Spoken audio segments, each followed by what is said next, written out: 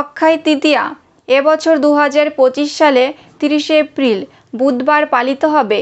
এই দিনটি বৈশাখ মাসের শুক্লপক্ষের তৃতীয়া তিথিতে উদযাপিত হয়, যা হিন্দু ধর্মের মানুষের জন্য অত্যন্ত শুভ ও পবিত্র দিন হিসেবে পরিচিত।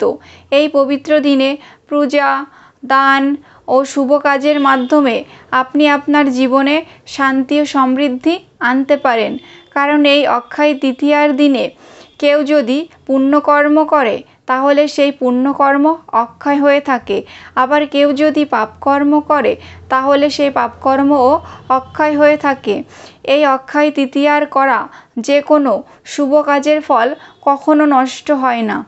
এই অক্ষয় তৃতীয়ার মাহাত্ম্য হলো, এই দিন থেকে সত্যযুগের শুরু হয়। গঙ্গা স্বয়ং স্বর্গ থেকে মর্তে নেমে আসে। এই অক্ষয় তিথিতে বৃন্দাবনে বাঁকে বিহারীর চরণ দর্শন হয়। এই অক্ষয় তৃতীয়ার দিন থেকে ভগবান শ্রীকৃষ্ণের 21 দিন ব্যাপী চন্দন যাত্রা শুরু হয়। এই দিন থেকে পুরীতে প্রথম রথের কাজ শুরু হয়। ভগবান শ্রীরামচন্দ্র বনবাস থেকে যখন ফিরে এলেন তখন এই অক্ষয় তৃতীয়ার দিনে রাজসিংহাসনে বসেছিলেন। ভগবান পরশুরামেরও এই অক্ষয় তৃতীয়ার দিনে জন্ম হয়। বেদব্যাস মহাভারতও রচনা শুরু করেন এই অক্ষয় তৃতীয়ার দিন থেকে। পাণ্ডবদের অজ্ঞাতবাসের সময় সূর্যদেব একটি অক্ষয় পাত্র প্রদান করেছিলেন এই অক্ষয় তৃতীয়ার দিনে। এই দিনে দ্রৌপদীর বস্ত্রহরণ থেকে ভগবান তাকে রক্ষা করেছিলেন। এই দিনে ভগবান তার প্রিয় ভক্ত সুদামাকে বিশেষ কৃপা করেছিলেন ও তাকে রাজপ্রাসাদ তৈরি করে দিয়েছিলেন এই অক্ষয় তৃতীয়ার দিনে। কেদারনাথ, বদ্রীনাথ, গঙ্গোত্রী, যমুনোত্রী যে 6 মাস বন্ধ থাকে সেই মন্দিরের গেটও এই অক্ষয় তৃতীয়ায় খোলা হয়। ভগবান মানসী গঙ্গায় তার সখাদের সঙ্গে নৌকাবিহার করেছিলেন এই অক্ষয় তৃতীয়ার দিনে। এই দিনে করা যে কোনো শুভ কাজের ফল কখনো নষ্ট হয় না।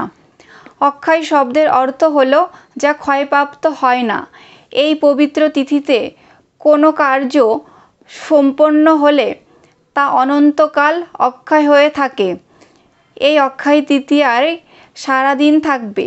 ভোর 4টে থেকে রাত 12টা পর্যন্ত একই ফল পাবেন।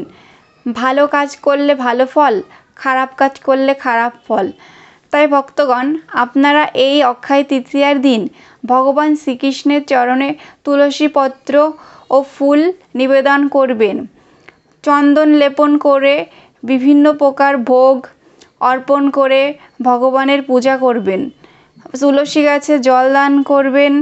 শুদ্ধ ভক্ত ও বৈষ্ণবদের সেবা করতে পারেন, দান করতে পারেন। এই দিনে বেশি বেশি করে হরে কৃষ্ণ মহামন্ত্র জপ করুন, গীতা ভাগবত পাঠ অথবা শ্রবণ করুন, নিরামিষ আহার করুন।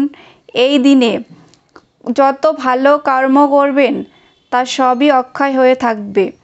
তাই এই দিনটা বেশি করে ভগবানের সেবা করুন। হরে কৃষ্ণ।